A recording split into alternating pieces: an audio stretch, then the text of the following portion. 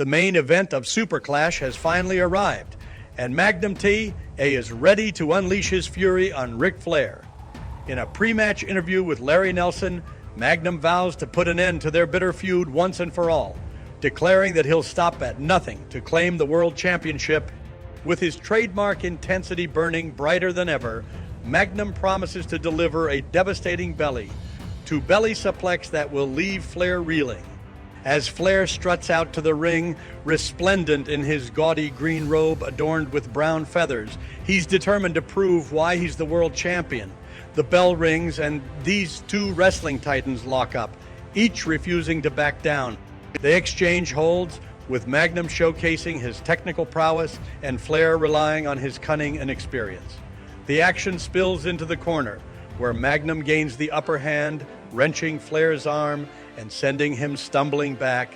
Larry Nelson, ever the excitable commentator, claims to see a fire in Magnum's eyes, but it's hard to take him seriously when he's not even bothering to watch the match. Meanwhile, the crowd seems more interested in the concession stand than the action unfolding before them. As the wrestlers engage in a fierce wristlock battle, Nelson insists that the crowd is going wild for Magnum, but the camera tells a different story. The match continues with Flair using every trick in the book to try and gain the advantage. He leapfrogs Magnum only to be caught in a vicious dropkick and gorilla press slam. The crowd may not be fully invested, but Magnum's determination is palpable. Flair, ever the opportunist, begs off, only to launch a series of vicious chops and knee drops. Magnum absorbs the punishment, waiting for the perfect moment to strike back. That moment arrives when Flair takes a backdrop, and Magnum seizes the opportunity to regain control. The hammerlock is back, with Flair resorting to biting his own fingers to cope with the pain. Eventually, he manages to break free, sending Magnum crashing to the mat. But Magnum is far from defeated, and he erupts back to life, unleashing a flurry of punches and a quarter hip toss that sends Flair flying. The question is, can Magnum sustain this momentum and finally dethrone the world champion? The action unfolds as Flair unleashes a vicious snapmare, followed by a knee drop that sends shockwaves through Magnum TA's abdomen. The challenger's pained expression is a testament to Flair's ruthless tactics. As Magnum struggles to regain composure, Flair seizes the opportunity to grab a handful of hair, prompting a frantic sell job from the challenger. The referee intervenes, catching Flair's trunks, grabbing infraction, and a heated exchange ensues between the two. Flair regains control, executing a series of snapmares that send Magnum crashing into the turnbuckles. A second knee drop attempt, however, meets with failure, and Magnum seizes the opening to lock in a devastating figure.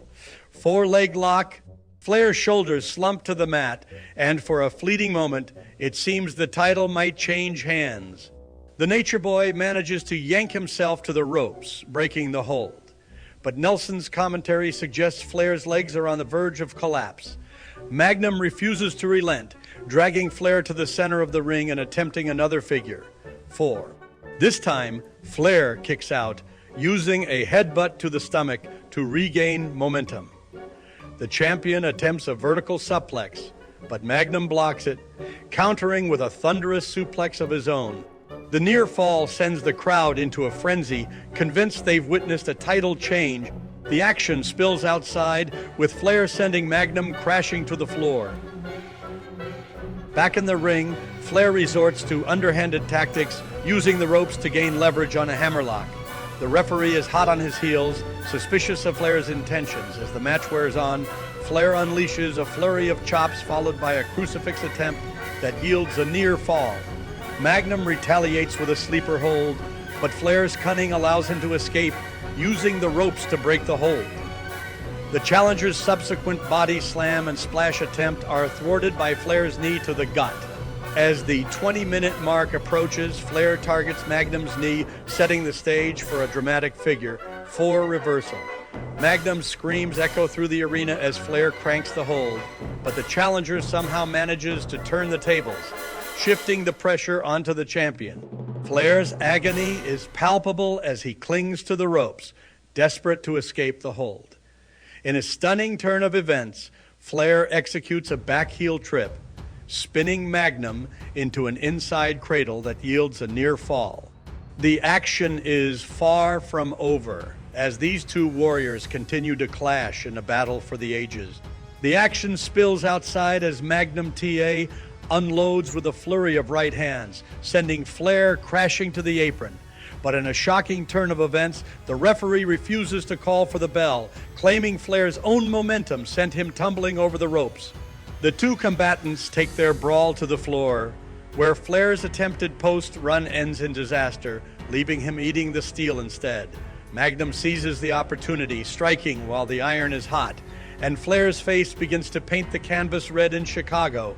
With the NWA Championship on the line, Flair's willingness to shed blood for the business is put to the ultimate test.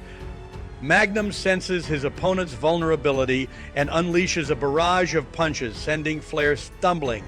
The Nature Boy retaliates with wild swings, but they're off target, and Magnum capitalizes with crushing haymakers. The crowd is on the edge of their seats as Magnum delivers 3 consecutive right hands, sending Flair crashing to the mat. A cover follows, but the referee's count only reaches 2.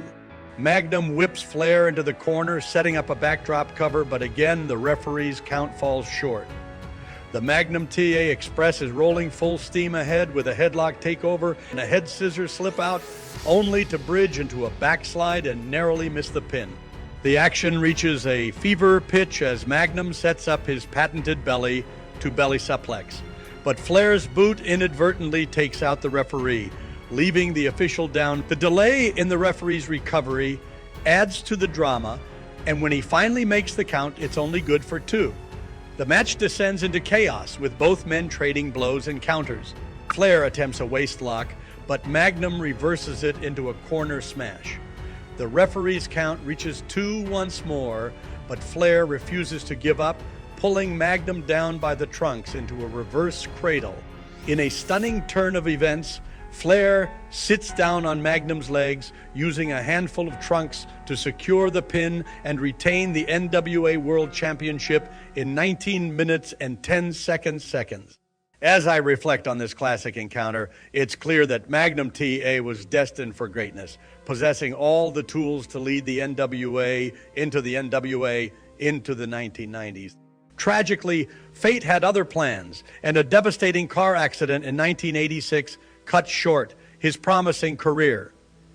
I still remember the shock and disbelief when I heard the news, thinking it was a storyline gone wrong. Flair's 1980s run may be somewhat overhyped, but even his worst match would be a beacon of hope on this lackluster card. Magnum, despite his youth, shines brightly, making it all the more heartbreaking to think about what could have been. This match serves as a poignant reminder of what Magnum brought to the table, and it's a shame we were robbed of seeing him reach his full potential. A match that wasn't even supposed to make the cut. The final 5 minutes of Flair versus Magnum stole the show, outshining everything else on the card. The Hanson brawl had me on the edge of my seat, only to be deflated by a lackluster DQ finish. But the real dark horse of the night was the Japan 6-man match, which was salvaged by the unexpected heroics of Bill Irwin. It's telling that the EMVP of this supercard was none other than Irwin, a testament to the show's overall lack of spark. In hindsight, the AWA's 1985 offerings were underwhelming, and this event did little to buck that trend. While it wasn't a complete misfire, it failed to leave a lasting impression, aside from the Roadies' disappointing loss in their hometown. Overall, the show was a forgettable, if inoffensive, affair.